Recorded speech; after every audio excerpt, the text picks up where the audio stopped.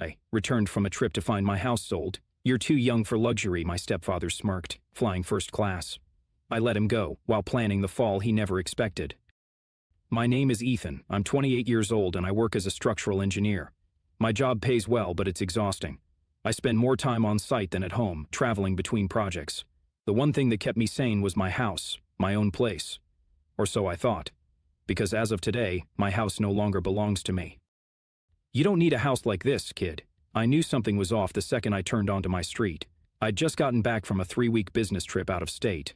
I was exhausted, running on 3 hours of airplane sleep and just wanted to take a shower and crash on my couch. But as I pulled up to my house, I saw something that made my stomach drop. A bright red and white sold sign stuck into my front lawn. I slammed on the brakes so hard my tires screeched. My brain refused to process what I was seeing. No, that had to be a mistake. I pulled into the driveway and practically ran to the front door, my work bag still slung over my shoulder. But before I could get inside, I heard his voice. Richard, my stepfather. He was inside my house, packing up my things.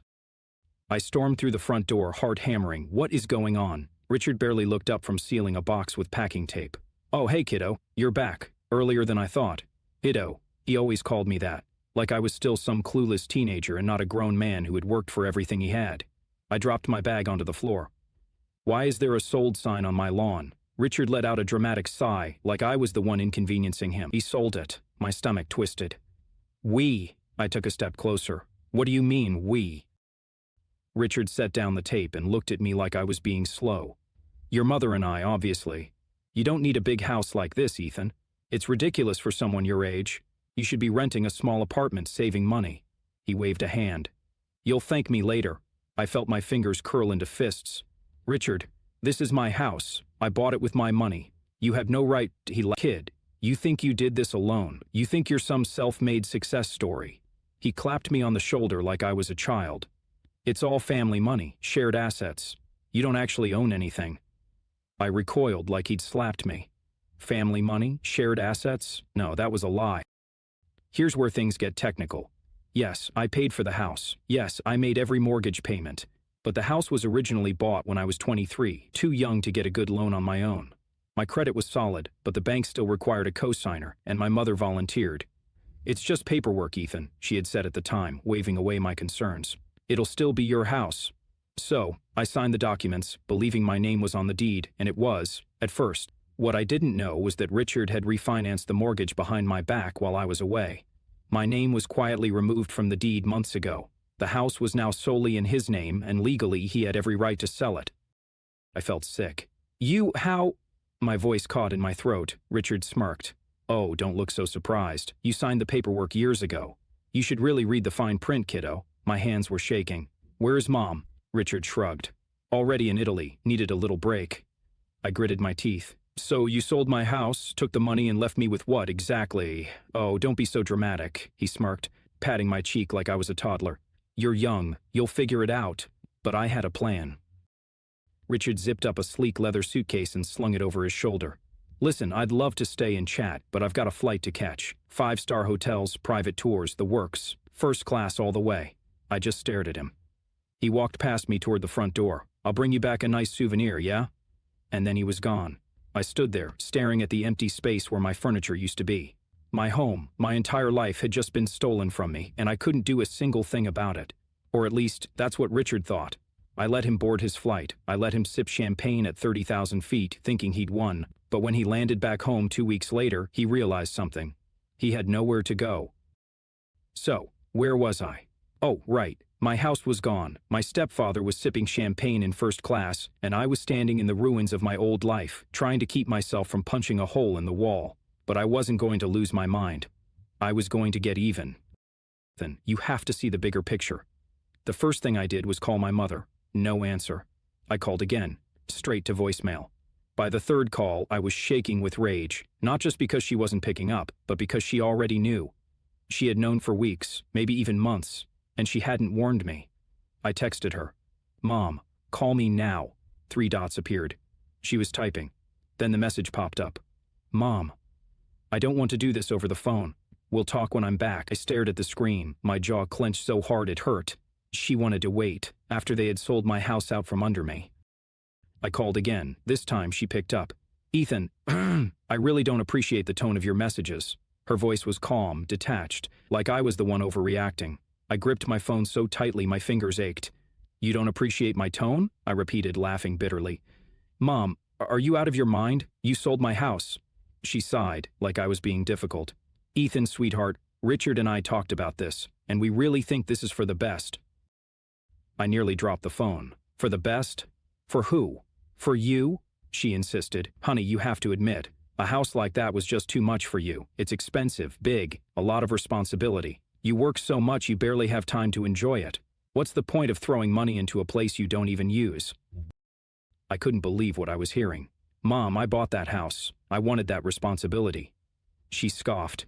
Ethan, you're still young. You don't need a massive house at this stage of your life. Richard and I found a much better option for you, a modern little condo right in the city. It's low maintenance, affordable, much more suitable. I was speechless. A condo? You stole my house, and now you're trying to convince me to settle for a condo? She sighed, like I was being a child. Sweetheart, you have to see the bigger picture. Richard really helped you here. He freed you from all that stress. And listen, we didn't just take everything. A portion of the money will go toward helping you get that condo. Richard will handle the details once we're back. My stomach turned. And the rest? There was a pause, then she said, well, a little went toward our trip, but Ethan, come on, it's all family money. We all deserve a little happiness, don't we? I felt like I was going to be sick. She actually believed this. She actually thought they had done me a favor. Legally, he had every right. I spent the next 2 hours going through my paperwork, desperate to find some way to fight this. There had to be something, some legal loophole, some document that would prove the house was still mine. But when I got to the refinancing papers, my stomach turned to stone. Because there it was, in black and white. Months ago, while I had been working out of state, Richard had refinanced the mortgage in his name only. My name had been removed from the deed, making him the sole owner. He had done it so quietly, so strategically, that by the time I even realized what had happened, it was already too late. I read the fine print 3 times, hoping I had missed something, but I hadn't. Legally, he had every right to sell my home. The money was already gone. My next move was to check my bank accounts. I knew I hadn't seen any money from the sale, but I needed to be sure. When I opened the banking app, my hands started to shake, because I saw exactly what I feared. A $490,000 deposit from the home sale, followed by multiple withdrawals, hotel bookings, luxury brands, a wire transfer to an international account. I felt like I was going to be sick. The money wasn't just gone, it had already been spent. But I wasn't done yet. I sat in my empty house, staring at my phone, feeling rage build up in my chest. Richard thought he had won, but I wasn't going to let him get away with this. I took a deep breath, steadied my hands, and made 2 phone calls. The first, my lawyer. The second, my Uncle David.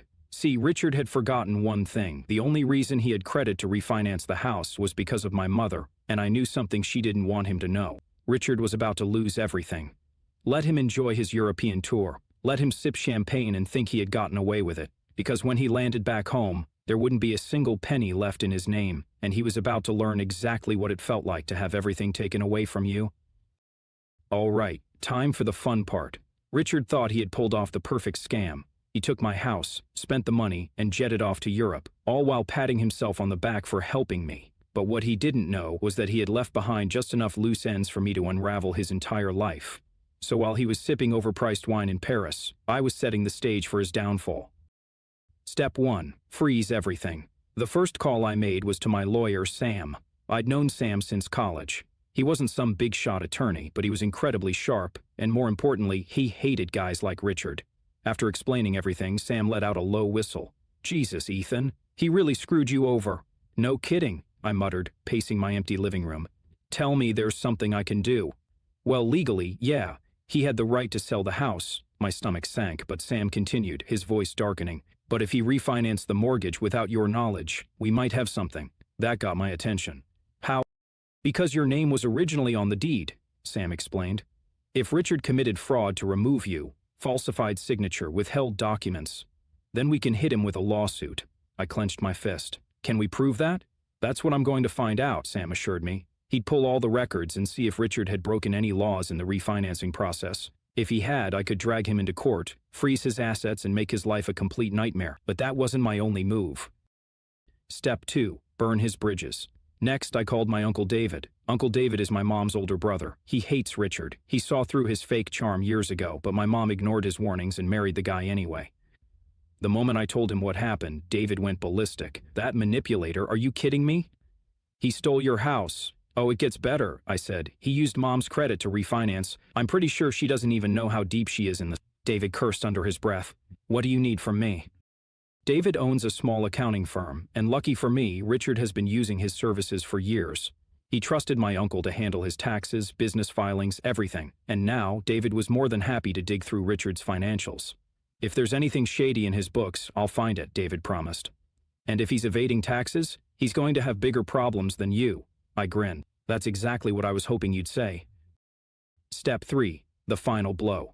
For the next 2 weeks, I kept my head down and waited. I stayed completely silent, didn't call my mother, didn't send any messages to Richard. Let him think everything was fine. Meanwhile, Sam dug into the mortgage paperwork, and David poured through Richard's finances. And then, just 3 days before Richard was set to fly back home, I got 2 phone calls. The first was from Sam. Bingo, he said. Richard committed mortgage fraud. Apparently he forged your signature on some documents to push through the refinancing without your consent. That meant his entire sale of the house was illegal, which meant I could sue his ass off. Send me everything, I told Sam. We're bringing him down. Then, an hour later, David called. You're going to love this, he said, almost laughing. I found undisclosed income in Richard's tax filings. I perked up. What kind of income? Let's just say he's been hiding money from the IRS for years. Hundreds of thousands in under the phone calls, all unreported. If I make the right phone calls, he's going to have a serious audit on his hands. I felt a slow, cold smile creep onto my face. Make the calls. Gladly. Richard had taken everything from me. Now I was taking everything from him. Richard lands back home and learns he's screwed. Richard's flight landed at 4:15 p.m. on a Sunday. At 4:37 p.m., I was sitting in my car across the street from his house, waiting. I didn't have to wait long. A black Uber SUV pulled up, and out stepped Richard, dressed in a designer coat and looking smug as ever. I watched as he rolled his suitcase up the driveway, humming to himself. Then he reached the front door, punched in the key code, and nothing happened. Richard frowned and tried again. Still nothing. Then the door swung open, and there stood my mother. She did not look happy. Even from across the street, I could hear their voices. What, Linda? Why is the code not working? My mother folded her arms. We need to talk. Richard tried to step inside, but she blocked the doorway. Not out here, just let me in. Richard, she said, her voice suddenly trembling. The bank froze our accounts. His expression changed instantly. What? I don't know what happened, she cried. Everything was fine, and then this morning I tried to withdraw money, and they said the account was locked. Richard's face turned pale, very, very pale.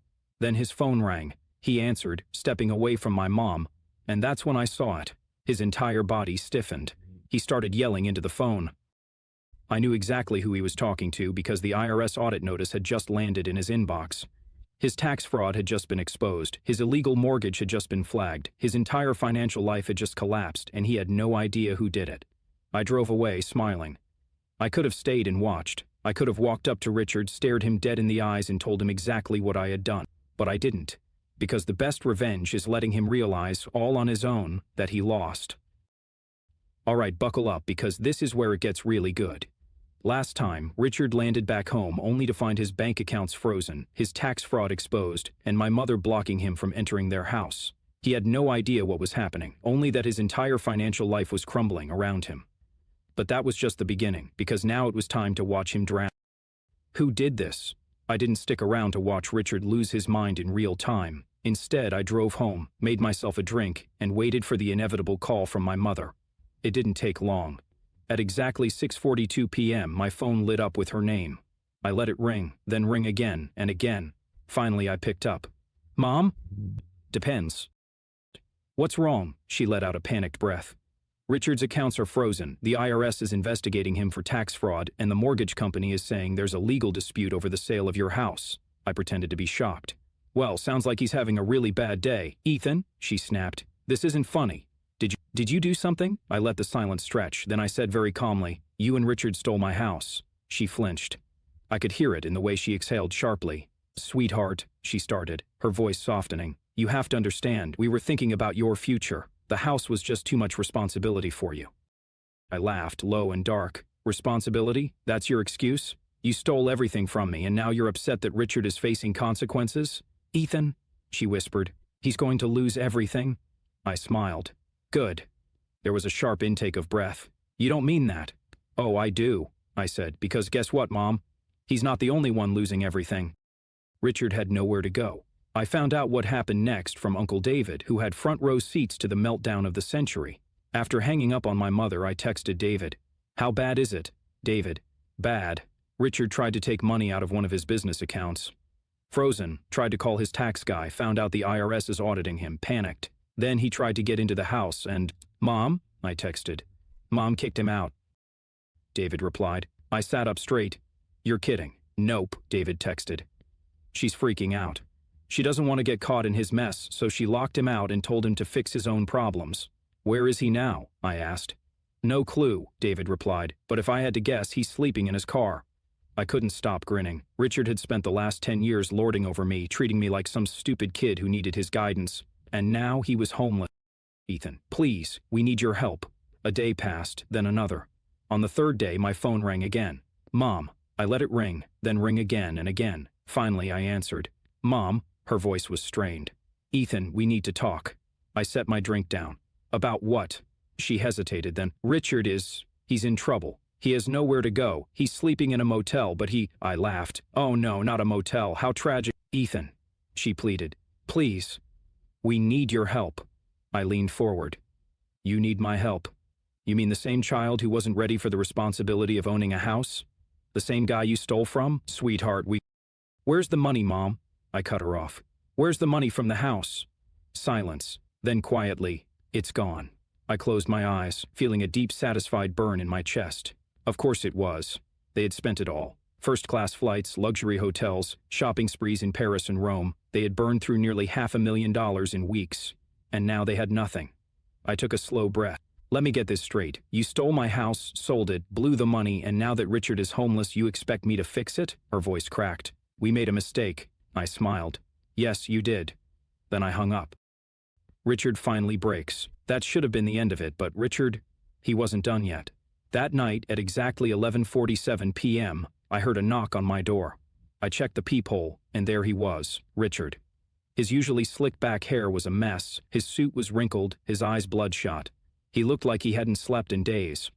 I opened the door just enough to lean against the frame. Richard, he let out a shaky breath. Ethan, listen, no, I cut him off. Whatever you're about to ask, no. His jaw tightened. I just need some time, a place to stay while I laughed right in his face. He flinched. Then, very slowly, I leaned in and whispered, This isn't your home anymore. I watched his face twist, anger, shame, desperation, all flashing at once. You selfish child. I stepped back and slammed the door in his face. He pounded on it. Ethan, you selfish person. I locked the deadbolt and walked away. His shouting faded as I grabbed a beer, sat on my couch and turned on the TV. Richard was done and I had won. Richard had lost everything. His bank accounts frozen, his tax fraud exposed, his wife locked him out, his reputation destroyed, and now he was standing outside my door begging for help like a fool who played himself. So, how did it all finally end? Well, it was even better than I expected. The last desperate move. After I slammed the door in Richard's face, I expected him to leave. He didn't. Instead, he started pounding on the door, his voice shaking with rage. Ethan, you arrogant man, you think this is funny? Let me in. I took another sip of my beer, calm, unbothered. You're wasting your energy, Richard, I called out. You should be saving it for when the IRS starts knocking. Then, boom, he banged on the door. Let me in. You never appreciate anything, do you? I sighed. Then, without another word, I pulled out my phone and dialed 911. Yeah, hi, I said casually. There's a man outside my house trying to break in. He's screaming threats. No, he doesn't live here. Yes, I'd like someone to come get him. I peeked out the window just in time to see Richard stumbling back from the door, looking around wildly. He was probably realizing he was about 5 minutes away from getting arrested. He muttered something under his breath, then took off down the street like a defeated man. And that was the last time I saw him in person. The final blow. In the following weeks, Richard's life collapsed completely. The IRS audit went through. Not only did they uncover years of tax evasion, but they also found undisclosed overseas accounts, which triggered a full-blown federal investigation. The fraud case moved forward. My lawyer, Sam, took Richard apart in legal filings. Turns out, forging someone's name on a mortgage document? That's highly illegal. My mother filed for divorce. Yep, the moment she realized Richard was dragging her down with him, she jumped ship, froze their shared accounts, hired her own lawyer, and kicked him out for good. I'd love to say she did it because she finally grew a conscience, but no. She did it because she was scared. I wasn't mad about it. In fact, it was perfect, because now Richard had nowhere to go. Where is Richard now? Here's the best part. I hadn't heard anything about Richard for months, but then, a few weeks ago, I ran into Uncle David at a coffee shop. We sat down, caught up, and then, I finally asked, "So, where did Richard end up?" David grinned. "You're going to love this. Turns out, after Richard lost everything, he tried to flee the country. Yeah, he actually booked a flight and tried to disappear. But there was one small problem. The IRS had already flagged his passport, so when he tried to board the plane, they arrested him at the airport. I nearly choked on my coffee." "You're serious?" David laughed. "Dead serious. Last I heard, he's trying to fight the charges, but between the fraud case, the tax evasion, and the debts, he's screwed." I sat back in my chair, exhaling slowly. It was over. Richard was done. And as for me, well, I got my money back, not all of it, of course. The house was gone, but between the lawsuit, settlement, and damages, I walked away with a very nice chunk of change. And my mother? She tried to apologize, sent long, guilt-ridden texts, left voicemails about how she had made a mistake and wanted to fix things, but I never responded. Because I realized something. She was never really on my side. She had stood by Richard until it was no longer convenient, and me? I was just collateral damage. So, I cut her off. For the first time in my life, I had no family obligations, no guilt, no weight dragging me down. Just freedom. And wow, did it feel good. A few months ago, I was homeless and betrayed. Now, I have a new place, a fresh start, a bank account full of Richard's money, and, best of all, I sleep like a baby every night. Because I know, somewhere out there, Richard is lying awake in a prison cell, wondering where it all went wrong. And that's the sweetest revenge of all.